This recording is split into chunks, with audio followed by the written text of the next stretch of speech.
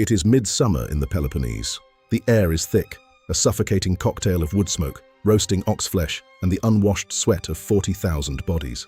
There is no running water here, no grand hotels, only a sprawling tent city choked by the relentless Greek sun. This is not a vacation, this is a pilgrimage. You have journeyed for weeks through bandit-ridden mountain passes to reach the Altes, the sacred grove of Olympia. Around you, the roar of the crowd is deafening, punctuated by the rhythmic chanting of hymns. You are here to witness the most prestigious, brutal, and bizarre spectacle in the known world. Welcome to the original Olympics. In a world defined by fractured city-states and perpetual blood feuds, the Games offered a divine anomaly, the Ekecheiria. Often translated as the sacred truce, Ekecheiria literally means the holding of hands. It was a diplomatic miracle. Contrary to modern myth, it did not stop all wars across Greece. Instead, it rendered the territory of Elis, the host of the Games, inviolate. It provided a legal corridor of safe passage for athletes and spectators. To draw a sword within these boundaries was not just a crime, it was a sebia, sacrilege. For 1 month every 4 years, the Greek world collectively held its breath so that its young men could spill blood in a different way. To the modern eye, the most striking feature of these games was the uniform, or rather, the lack of one. The word gymnastics finds its root in gymnos, simply naked.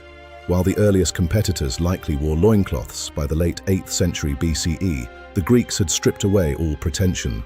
Athletes would slather their skin in expensive olive oil, a ritualistic preparation that served a dual purpose. It protected the skin from the searing sun and turned the human form into a shimmering, living statue. This wasn't about eroticism, it was about kalos kagathos.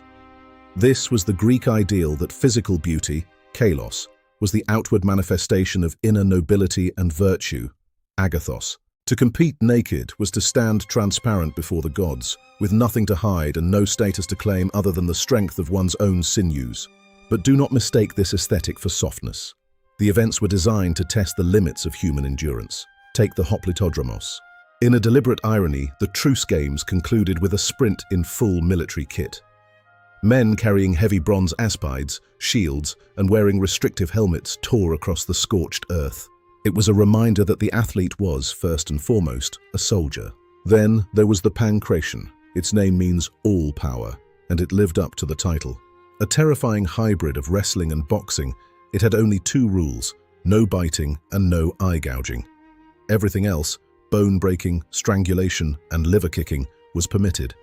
As the historian Lucian describes, the dust of the arena would often turn into a red mud, soaked by the blood of competitors who would sooner die than tap the shoulder of their opponent in submission. In the hippodrome, the danger shifted from the flesh to the machine. Chariot racing was the sport of the elite, not because they drove, but because they paid. It was a chaotic, high-speed massacre, where shipwrecks of splintering wood and panicked horses were a mathematical certainty. We must remember, this was not a stadium, it was a temple. The center of the games was the hecatomb. On the middle day of the festival, 100 oxen were led to the great altar of Zeus. Their throats were slit, and their thigh bones were burned as an offering. The air would have been thick with the scent of incense and the metallic tang of blood. The athletes weren't just competing for a wreath of wild olive, they were competing for kleos, immortal glory, granted by the king of the gods himself. For over 1,000 years, the heart of the Greek world beat here, every 4 years, without fail. But the world changed. In 393 CE, the Roman Emperor Theodosius I, a devout Christian, banned the games as a pagan vestige. The fires were extinguished. The statues were toppled.